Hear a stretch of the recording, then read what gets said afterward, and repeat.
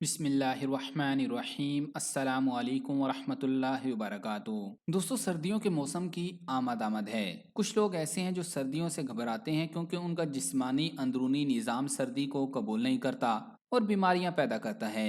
मिसाल के तौर पर इसाबी कमज़ोरी, जिस्म में दर्द, सर्दी लगना, बार बार पेशाब आना, हाथ पांव ठंडे हो जाना, ये मुख्तलिफ ऐसी बीमारियां और तकलीफ हैं जो हर दूसरे शख्स को होती हैं। तो आज के इस वीडियो में हम आपको दो चीज़ों का एक ऐसा नुस्खा बताएंगे जिसके इस्तेमाल से न सिर्फ खतरनाक बीमारियां फौरी तौर पर ठीक हो जाएंगी, बल्कि आपके जिस्म को मछली, मटन, गोश्त और दूध से ज़्यादा ताकत मिलेगी।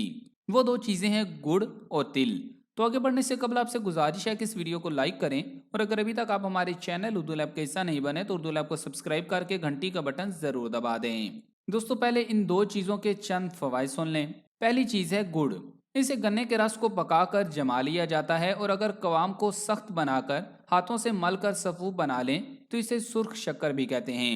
देसी गुड़ का रंग सुर्ख होता है, बाज दफा रंग सुर्खी माइल स्याह और जर्द भी होता है, और जायका शीरी होता है। इसका मिजाज गर्म और दूसरे दर्जे में तर होता है। पुराना गुड़ गर्म और खुश्क होता है। गुड़ कुदरती मिठाई के तौर पर जाना जाता है। गुड़ जायका के साथ ही सेहत का भी खजाना है।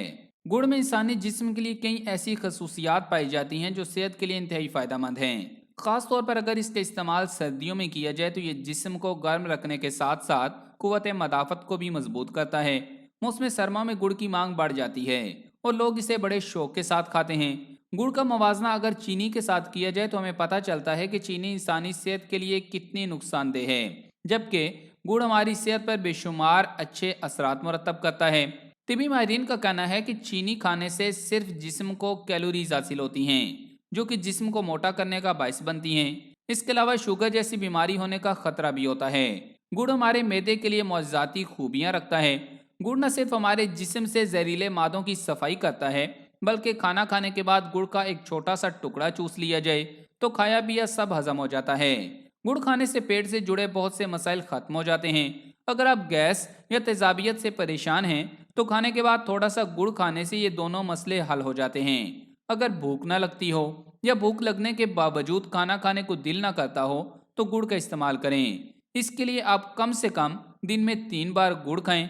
इससे आप ठीक तरीके से खाना खा सकेंगे और सेहत भी ठीक रहेगी। अलबत्ता शुगर के मरीज इससे परहेज करें तो ज्यादा बेहतर है। शुगर के मरीज अजवाइन और सौंफ का सफ़ूफ इस्तेमाल करें। इसके अलावा कुदरत ने गुड़ में कब्ज कुशा सिफ्त भी रखी है। कब्ज की शिकायत रखने वाले अफराद के लिए भी गुड़ बेहतरीन गिज़ा है। माहिरीन तिब कब्ज को उम्मुल अमराज कहते हैं, यानी इसे दीगर तमाम बीमारियों की जड़ करार देते हैं। गुड़ की कब्ज कुशा सिफात जिस्म से गैर ज़रूरी मादों के इखराज में मददगार साबित होती हैं। ये अंदरूनी निज़ाम को मुतहरिक करते हुए कब्ज से निजात दिलाता है। जिन लोगों को कब्ज हो उन्हें गुड़ को लाजमी इस्तेमाल करना चाहिए। इसके अलावा तवानाई को बहाल रखने के लिए भी गुड़ जिस्म के लिए फ़ायदेमंद है।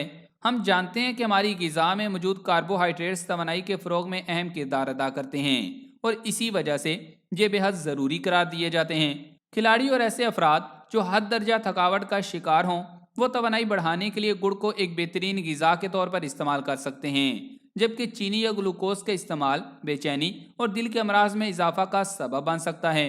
इसके बरक्स गुड़ अंदरूनी जिस्मानी एज़ा को नुकसान पहुंचाए बगैर तवानाई और जिस्म को गर्म रखने में मददगार और मुआवन साबित होता है। दूसरी चीज़ है तिल। छोटे छोटे सफ़ेद और काले रंग के बीजों पर मुश्तमिल तिल ज़माने कदीम से इस्तेमाल किए जा रहे हैं और ज़मीन पर सबसे कदीम खानों में से एक समझे जाते हैं।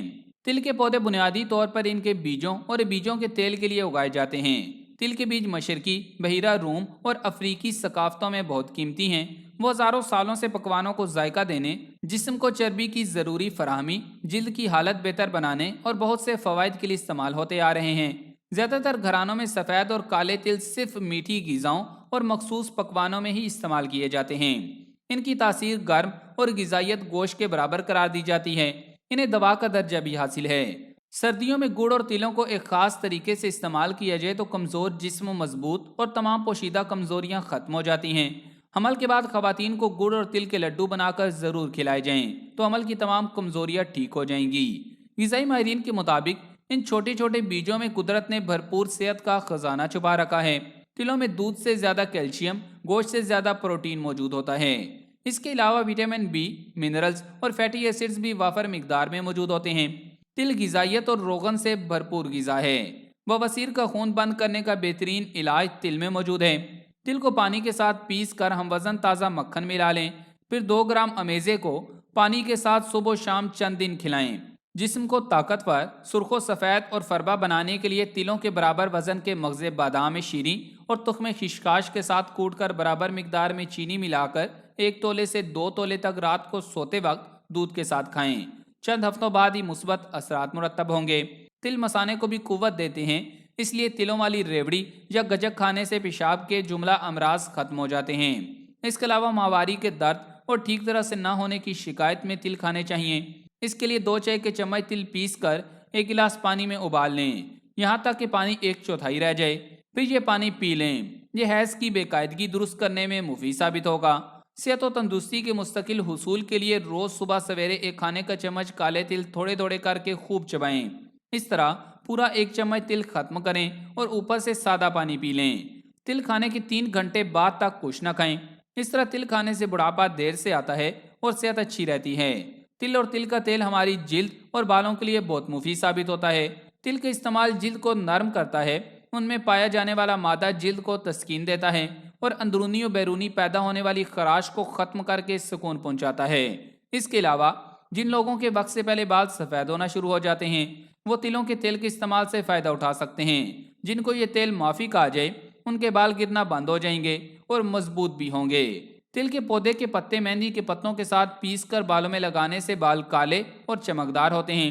सफ़ेद तिलों का तेल बालों की नशोनुमा, दिलकशी और चमक के लिए बहुत मुफीद है।